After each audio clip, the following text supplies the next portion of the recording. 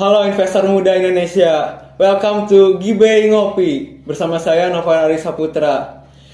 Sebelumnya kalian tahu gak sih apa itu Gibey Ngopi? Jadi Gibey Ngopi itu adalah sebuah proyek baru nih dari Gibey FEB Uniku yang membahas seputar investasi dalam bentuk podcast. Ngopi di sini tuh singkatan dari ngobrolin perkara investasi. Di podcast kali ini kita akan ngebahas tema tentang investasi ala mahasiswa.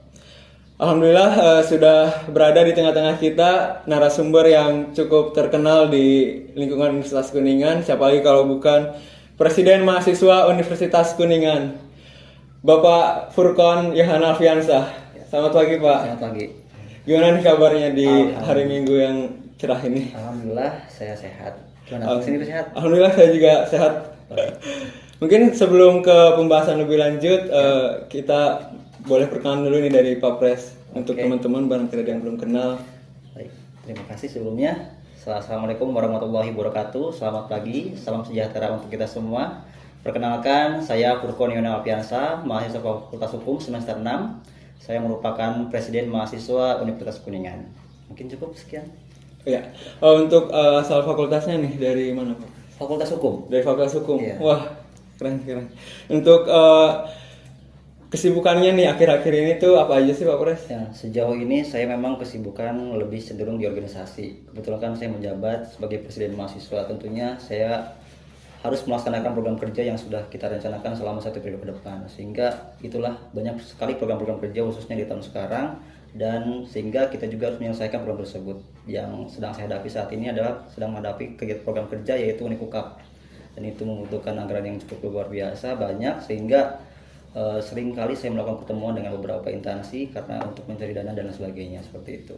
Oh, berarti kesibukan sekarang itu lebih di BEM ya Pak Pres? Betul. Nah, untuk selain itu ada gak sih kesibukan lain di luar BEM gitu barangkali ada? Di luar BEM kurang lebih saya juga mengikuti kegiatan organisasi ekstra juga sama, dan juga terikat dengan aliansi mahasiswa BEM seluruh Indonesia, dan itu merupakan penghimpunan BEM seluruh Indonesia yang menaungi seluruh BEM yang di Indonesia, dan tentunya banyak sekali kegiatan-kegiatan seperti rapat, konsolidasi terkait persiapan aksi dan lain sebagainya, sehingga banyak sekali pertemuan-pertemuan yang terkadang mendadak, dan kebetulan pada malam hari tadi juga ada konsolidasi sehingga diharuskan untuk ke sana, tapi karena berhubung saat ini ada acara, akhirnya saya cancel untuk tidak menghadiri acara tersebut. Seperti Oh, berarti tadi malam tuh sempat ada konsolidasi iya, juga ya Pak Pres? betul, ada konsolidasi, tapi karena udah ada janji nih, akhirnya saya cut lah. Nah, lebih penting saya rasa di sini gitu. Seperti itu. Nah, yang membuat saya penasaran tuh kan Pak Pres dilihat dari background pendidikannya gitu, berasal dari Fakultas Hukum nih. Kapan sih pertama kali Pak Pres mengenal atau terjun mendalami investasi khususnya di pasar modal gitu? Oke, baik. Sebelumnya saya mengenal pasar modal itu tahun 2018, 1 tahun setelah saya lulus SMA. Saya melakukan riset ya terkait bagaimana sih cara mengolah keuangan yang baik dan benar, dan disitulah saya ketemu ada yang namanya pasar modal dan investasi. Akhirnya saya coba membaca beberapa literatur dan juga kanal-kanal YouTube yang ada, dan alhamdulillah saya tertarik. Ternyata seru juga ketika kita berinvestasi di sana, melihat indeks pengetahuan literasi keuangan Indonesia itu cukup rendah, sehingga saya rasa perlu untuk saya mendalami hal tersebut gitu. Dan saya rasa di tahun 2016 itu tidak langsung saya terjun, tapi saya benar-benar mencari referensi apakah memang pasar modal ini legal, dan dari segi hukum dan syariat Islam apakah diperbolehkan, sehingga 1 tahun tersebut saya mencari referensi lah apakah memang ini diperbolehkan atau tidak. Dan akhirnya pada akhirnya di 2018 akhir saya sudah cukup yakin untuk berinvestasi di pasar modal seperti itu. Oh, berarti awal Pak Pres terjun dan mendalami pasar modal itu di awal tahun 2018 gitu ya Pak betul. Pres? Itu pas awal pertama kali dari niat sendiri atau emang ada ajakan dari teman atau dari guru gitu Pak Pres?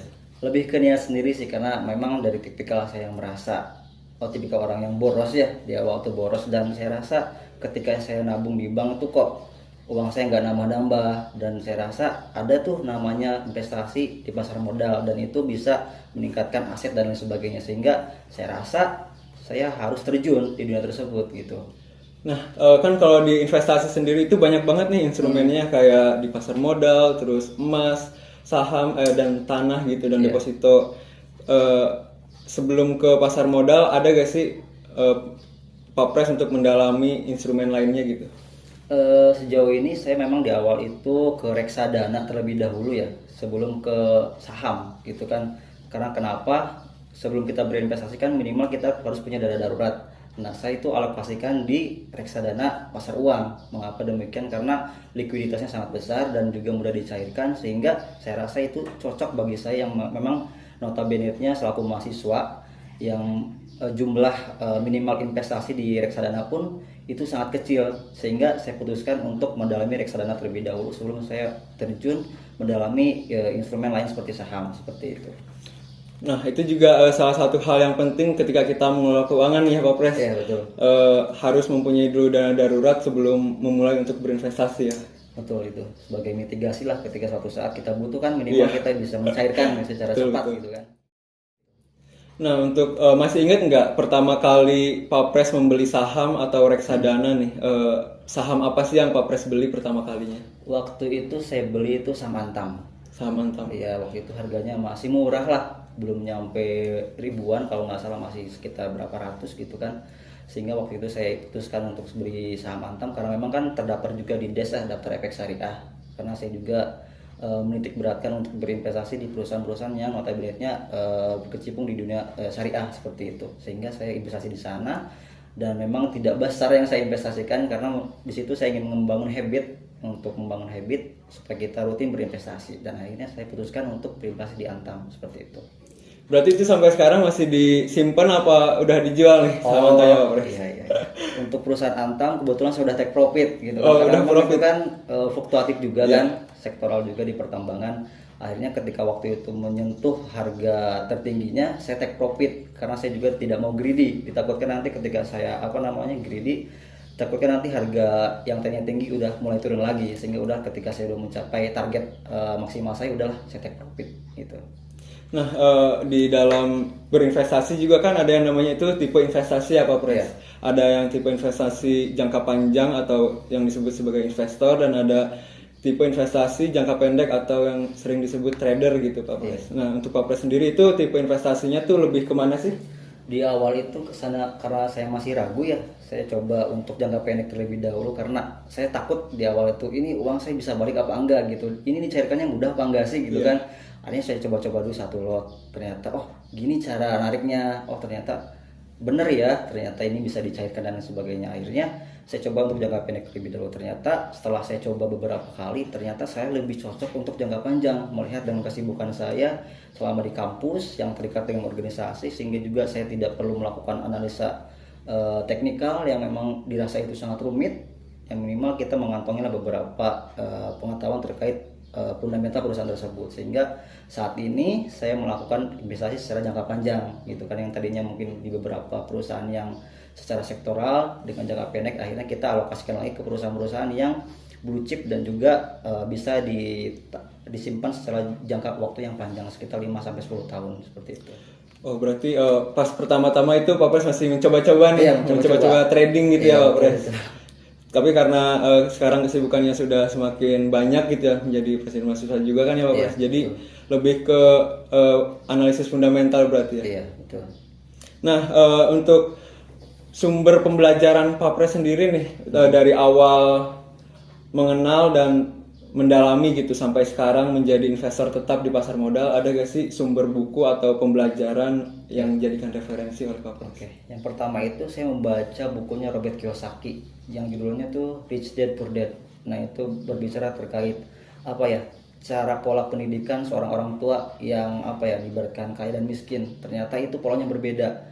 Kalau orang tua yang notabene-nya memiliki penghasilan yang sangat rendah dan artian kurang mampu, itu ternyata cenderung untuk menyarankan anaknya untuk nabung gitu kan, tidak berinvestasi. Sedangkan orang yang memiliki perusahaan yang sangat banyak dan besar itu cenderung mendidik anaknya untuk berinvestasi dan juga menitik beratkan untuk menjadi seorang pengusaha, bukan menjadi seorang karyawan ataupun yang lainnya seperti itu. Disitulah saya belajar untuk tertarik, oh ternyata ada yang namanya investasi. Disitulah saya mulai mencari literatur lain seperti dari kanal YouTube dari podcast mungkin seperti yang diadakan oleh Raditya Dika dan lain sebagainya, Felicia, dan juga beberapa buku literatur lain seperti Yuk Nabung Saham, itu merupakan salah satu buku kedua yang saya beli yang membaca terkait teori terkait dengan saham-saham seperti itu. Dan juga yang kedua adalah yang berjudul Value Investing, dan terakhir adalah Intelligent Investor. Itu mungkin salah satu buku yang saya pegang sampai dengan saat ini seperti itu, dan dirasa itu sangat membantu saya untuk meningkatkan kemampuan literasi keuangan saya seperti itu. Nah, apalagi sekarang kan zamannya sudah beralih nih ke zaman-zaman digitalisasi nih Pak Pres. Jadi informasi-informasi apapun gampang banget nih dicarinya. Apalagi kan sekarang kayak YouTube, terus Instagram juga lagi hype-hype-nya ya Pak Pres. Terus di sisi lain juga kan kita juga nih di Gibay FEB Uniku ada Instagramnya di Gibay_Uniku. Di situ juga kita rajin nih mengupload atau mensosialisasikan terkait pasar modal dan tentunya investasi nih Pak Pres. Selain di buku-buku juga teman-teman mungkin yang belum tahu dan ingin mendalami juga boleh nih untuk datang langsung ke sini gitu ya. Oke, siap. Betul tuh. Saya rasa mahasiswa juga perlu mengakses terkait tadi mungkin Instagram Gibay yang notabene-nya membahas terkait saham-saham dan juga investasi, dan itu penting juga untuk mahasiswa khususnya supaya kita melek secara literasi. Minimal kita kan udah ada nih organisasi atau lembaga yang menaungi hal tersebut, minimal kita menyambangi dan mencari tahu lah di kampus sendiri sebelum kita keluar gitu, untuk memperdalam juga dan memanfaatkan lembaga dan organisasi yang ada seperti itu. Nah, untuk Pak Pres sudah lama nih sudah cukup lumayan lama lah di pasar modal sendiri berinvestasi. Ada gak sih role model yang dijadikan oleh Pak Pres sendiri sebagai panutan dalam berinvestasi gitu? Oke, untuk role model sendiri saya lebih ke Long Hek Kong, tahu nggak Kang? Oh iya, itu fundamentalis banget di Indonesia ya Pak Pres. Betul. Tapi sampai detik ini saya juga masih belajar banyak banget dari beliau, karena memang dia sangat paham betul terkait perusahaan dan lain sebagainya. Dan dia tuh pandainya dia selalu mencari perusahaan yang perusahaan tersebut memiliki nilai yang sangat bagus, tapi harganya itu harga yang murah. Tapi ketika jangka waktu yang panjang nilai perusahaan itu akan bagus. Dan sampai detik ini pun saya masih belajar bagaimana sih caranya untuk seperti itu loh. Dan itu yang saya pegang sampai saat ini menjadi panutan itu ya Long Hek Kong itu, seperti itu. Sebelum Pak Pres membeli saham nih Pak Pres, ada gak sih analisis yang digunakan sebelum membeli sebuah saham gitu? Oke, untuk analisis memang saya gunakan analisis fundamental. Minimal saya tahu perusahaan itu bergerak di dalam bidang apa dan menjual apa, kemudian juga valuasinya berapa, apakah secara intrinsik itu memiliki harga yang wajar atau tidak. Minimal saya tahu itu, kemudian juga PBB-nya berapa, sehingga ketika saya tahu dan sebagainya kita putuskan untuk memilih instrumen tersebut. Jadi supaya tidak kita membeli kucing dalam karung lah seperti itu minimal. Dan juga dari segi laba juga dan track record selama 5 tahun ke belakang, apakah kinerjanya bagus. Kalau misalnya dirasa kinerja bagus selama 5 tahun ke belakang, saya akan memilih perusahaan tersebut seperti itu. Yang penting secara valuasi perusahaan tersebut harganya masih wajar, dan juga secara 5 tahun ke depan perusahaan tersebut masih bisa eksis gitu di negara ini seperti itu. Untuk boleh nih Pak Pres sedikit menceritakan pengalamannya ke teman-teman, soalnya kan masih banyak nih teman-teman yang takut buat memulai investasi gitu. Soalnya kan Pak Pres sudah cukup berpengalaman di dunia investasi. Boleh mungkin sedikit pengalamannya? Mungkin terkait pengalaman buruknya dulu ya. Ya, kita berbicara terkait pengalaman buruk. Saya tuh pernah nyangkut di salah satu perusahaan, itu anak perusahaan juga. Dan saya itu waktu membeli perusahaan memang melihat dengan harga yang terlihat murah, cuma berapa 30-an ribu kalau tidak salah, dan membeli lot dengan cukup banyak gitu, kalau tidak salah sekitar 100 lah waktu itu. Dan ternyata setelah beberapa hari ternyata saham tersebut semakin hari semakin berturun, dan sampai detik ini pun perusahaan tersebut gagal membayar hutang seperti itu. Dan akhirnya saya tidak bisa meng-cut loss karena memang tidak bisa beroperasi lagi perusahaan tersebut. Kemungkinan delisting kalau tidak salah Yang jelas sampai berapa bulan, 2 bulan itu tidak bisa bertransaksi lah seperti itu. Dan mungkin itu menjadi catatan kepada teman-teman, jangan sampai teman-teman melihat atau berinvestasi di salah satu perusahaan yang kelihatannya murah tapi mahal gitu. Maka dari itu harus melakukan analisa secara komprehensif gitu. Harus sering membaca laporan keuangan secara rutin. Nah itu pengalaman saya di awal sampai detik ini saya tidak bisa menarik uang tersebut, nyangkut lah. Nyangkut ya Pak Seperti Pres. itu. Itu di saham sektor apa itu Pak Pres?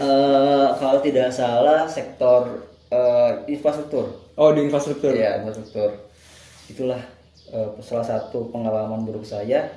Mungkin teman-teman juga saya harapkan jangan sampai seperti itu, karena itu tentunya walaupun harganya murah, tapi ternyata setelah dilihat-lihat nilai wajarnya tuh tidak seperti itu ternyata. Dan akhirnya saya nyangkut. Itulah sebagai salah satu catatan kelam saya. Mungkin memang nominal tidak cukup banyak, tapi bagi mahasiswa itu cukup lumayan gitu kan. Lumayan. Nyangkut seperti itu tidak bisa ditarik. Nah, boleh juga mungkin diceritain ke teman-teman ketika Pak Pres kan di dunia investasi itu ada yang namanya resiko untung maupun itu resiko untuk rugi gitu ya Pak Pres. Boleh nih diceritain ke teman-teman ketika mengalami keuntung itu gimana perasaannya, dan ketika mengalami rugi bagaimana perasaannya gitu Pak Pres, dan apa yang dilakukan ketika saham yang Pak Pres punya itu mengalami resiko tersebut gitu. Oke. Tadi kan berbicara terkait masalah kerugian, berarti kan sudah dibahas ya. Tadi ada beberapa atau salah satu saham yang saya pegang nyangkut lah. Nah, sekarang berbicara terkait keuntungan. Nah, tadi di awal saya juga pernah untung di salah satu perusahaan tadi, di perusahaan pertambangan Antam. Udah sampai saat ini juga saya memegang salah satu perusahaan. Mungkin saya tidak akan sebutkan namanya apalah gitu. Dan alhamdulillah perasaan saya tentunya senang, karena dari mulai awal sampai dengan saat ini akhirnya saya juga bisa merasakan keuntungan yang dirasakan oleh saya ketika saya terjun dalam dunia pasar modal.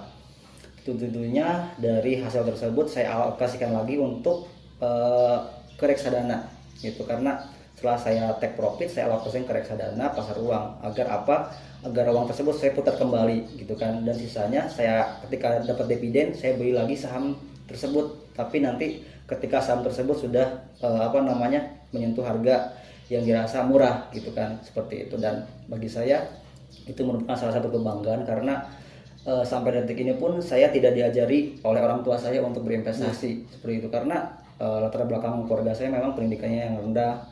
Ketika saya berbicara ayo investasi pun agak sedikit dapat penolakan. Apa sih investasi, udahlah nabung di bank aja gitu kan, segala macam. Akhirnya ya udahlah saya belajar sendiri, dan akhirnya ya itu sampai detik ini saya sudah merasakan manfaatnya. Saya merasa lebih aman aja karena saya sudah mempersiapkan setelah lulus saya mau apa gitu kan, entah itu mau S2 atau membangun usaha. Karena sampai detik ini pun hasil tersebut saya investasikan lagi untuk nanti setelah lulus kemungkinan saya antara S2 atau enggak membangun usaha seperti itu. Berarti sebelum orang tua mengetahui sempat dilarang nih sama orang tua ya Pak Pres? Iya, sempat dilarang. Buat apa sih kayak gitu-gitu, katanya nanti ketipu segala macam kan gitu. Orang tua nama zaman dulu kan udah nabung di bank aja biasa kayak yang lain gitu kan. Tapi setelah saya jelaskan juga ya tetap orang tua ya udahlah nabung aja, nabung. Dari dulu juga prinsip orang tua kayak gitu kan, nabung. Ternyata kan nabung bisa kena inflasi gitu kan. Akhirnya ya sudahlah, karena susah juga kan, saya juga gak mau akhirnya bentrok sama orang tua. Ya udah, saya dengan keyakinan saya, dengan pengetahuan yang saya pegang dari beberapa literatur dan beberapa sumber buku terpercaya juga, akhirnya saya putuskan untuk berinvestasi gitu sampai dengan saat ini, karena sampai detik ini pun saya merasakan manfaatnya gitu kan. Nah, untuk orang tua sendiri nih sudah mengetahui belum kalau Pak Pres sendiri sudah mengalami untung gitu di investasi? Sampai detik ini pun saya belum cerita sama orang tua. Biar sajalah mungkin nanti ketika saya udah lulus kuliah, minimal saya bisa S2 dengan uang pribadi saya sendiri gitu. Biar orang tua tiba-tiba saya kuliah aja misalkan kayak gitu, tanpa orang tua tahu. Dan akhirnya mungkin pada akhirnya saya juga akan cerita sih bahwa uang tersebut merupakan hasil dari investasi saya selama kurang lebih 3 tahun lah, 4-3 tahun itu. Seperti itu. Nah, kembali lagi ke saham ya Pak Pres. Di saham itu kan banyak banget nih sektor-sektor perusahaan. Pak Pres lebih condong ke sektor perusahaan apa sih? Saya ke bank, kemudian juga tadi pertambangan, dan juga satu lagi consumer good gitu. Karena kenapa? Bank juga kan likuiditasnya sangat besar, dan secara 5 tahun ke depan juga masih terus ada, meskipun sekarang bermunculan nih bank-bank digital kan. Saya rasa bank-bank konvensional juga semakin kesini semakin mulai berinovasi untuk mulai terdigitalisasi seperti itu. Dan juga terkait masalah consumer good juga, saya rasa memang masyarakat Indonesia juga kan tentunya kan konsumtif ya, dan sering membeli produk-produk tertentu. Dan akhirnya saya juga masih memegang perusahaan-perusahaan yang di bidang consumer good seperti itu.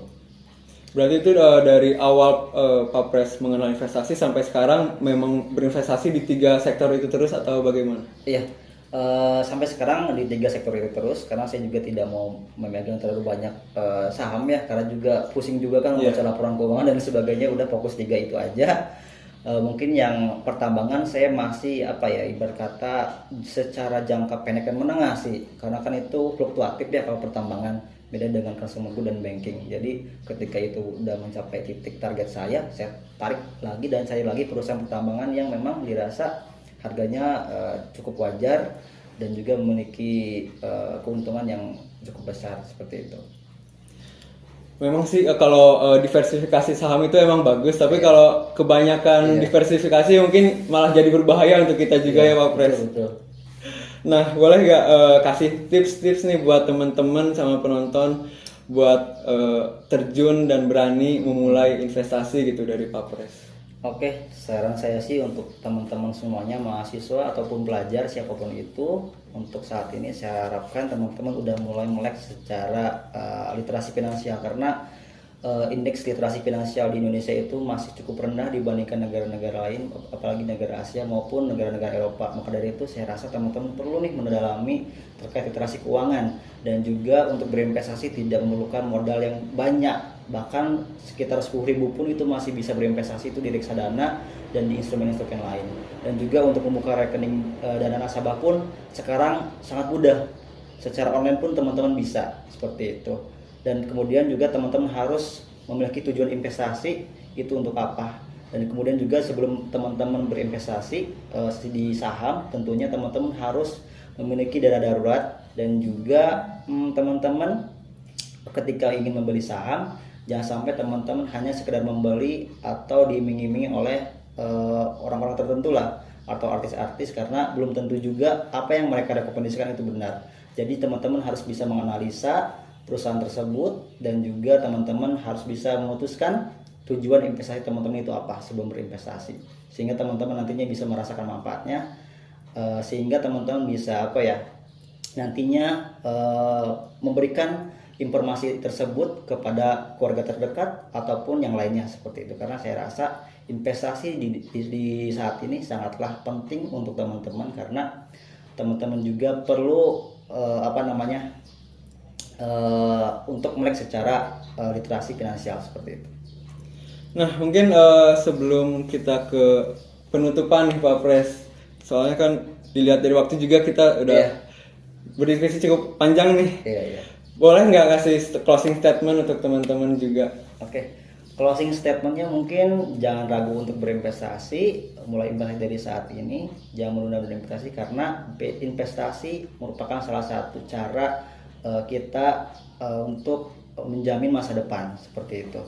Terima kasih mungkin dari saya, kurang lebihnya mohon maaf. Saya kembali lagi kepada moderator. Sedikit tambahan nih dari saya, barangkali nanti teman-teman penonton atau mahasiswa ada yang tertarik atau ingin terjun dan mendalami lebih lanjut gitu mengenai investasi khususnya di pasar modal. Kalian boleh nih datang ke Galeri Investasi Bursa Efek Indonesia yang ada di Fakultas Ekonomi dan Bisnis Universitas Kuningan. Di sini kita buka dari hari Senin sampai hari Jumat Pak Pres. Untuk jam operasionalnya itu dari jam 10 pagi sampai jam 2 sore. Nah, barangkali ada teman-teman yang ingin mendalami tapi masih belum ada waktu untuk datang ke sini, teman-teman juga bisa menghubungi kita di Instagram kita di @gibe_uniku. Nah, gak kerasa nih, udah lama banget kita sharing-sharing ngobrol gitu ya Pak Pres tentang investasi ala mahasiswa gitu. Terima kasih sudah menyempatkan waktunya untuk hadir di podcast kali ini Pak Pres. Ya, terima kasih banyak juga atas undangannya. Alhamdulillah saya merasa bangga dan juga senang bisa sharing bersama teman-teman GIBE dan juga masyarakat yang lainnya. Semoga apa yang kita bahas siang hari ini, pagi hari ini bisa bermanfaat bagi banyak orang seperti itu. Dan saya harapkan kedepannya kita mungkin bisa berkolaborasi lagi terkait kegiatan-kegiatan yang membahas seputar investasi seperti itu. Ya, semoga kita kedepannya ada collab-collab lagi ya Pak Iya Pres. betul, ditunggulah. Ya. Buat teman-teman juga terima kasih banyak nih yang sudah menonton dari awal sampai akhir kegiatan. Semoga teman-teman bisa mengambil manfaatnya dan mengimplementasikan di kehidupan sehari-hari teman-teman juga nih. Sedikit kata dari saya, berinvestasilah kini demi nanti dan ubah mindset kalian yang tadinya uang tapi ubah menjadi